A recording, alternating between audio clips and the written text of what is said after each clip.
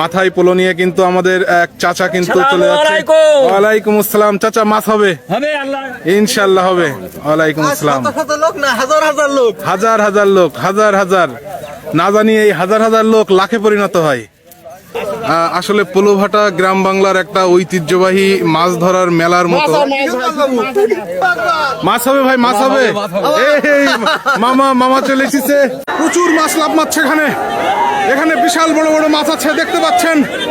মাছের সাইজটি দেখুন, মাছের সাইজটি দেখুন, খুব সাবধানে।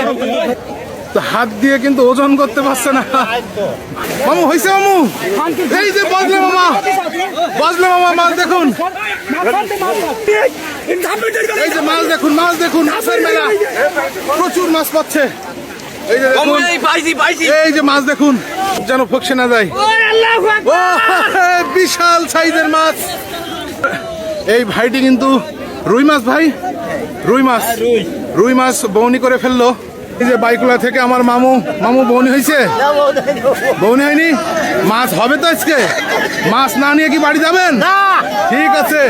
এই যে দেখুন, বিশাল সাইজের রুই পেল আমার এই ভাইটি, প্রায় 3 কেজি ওজনের রুই। এই যে দেখুন, বিশাল সাইজের রুই। আমাদের মাহবুর কিন্তু মাছ ধরছে। মাহবুর, এই যে দেখুন, বিশাল এক শোল, 4 কেজি, বিশাল শোল মাহবুর, বিশাল শোল।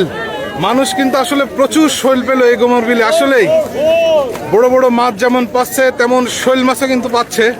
সব থেকে বড় রুই, রুইয়ের সাইজটা দেখুন, একেবারে পাকা রুই। আপনারা ভিডিওটি বেশি বেশি শেয়ার করে দিন।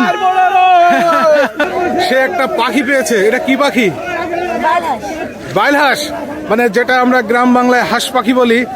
আমাদের এই ছোট্ট ভাইটি কিন্তু দেখুন, শীতের কনকনে ঠান্ডায় প্রায় বুক সমান পানিতে নেমে সে একটা হাঁস পাখি ধরেছে।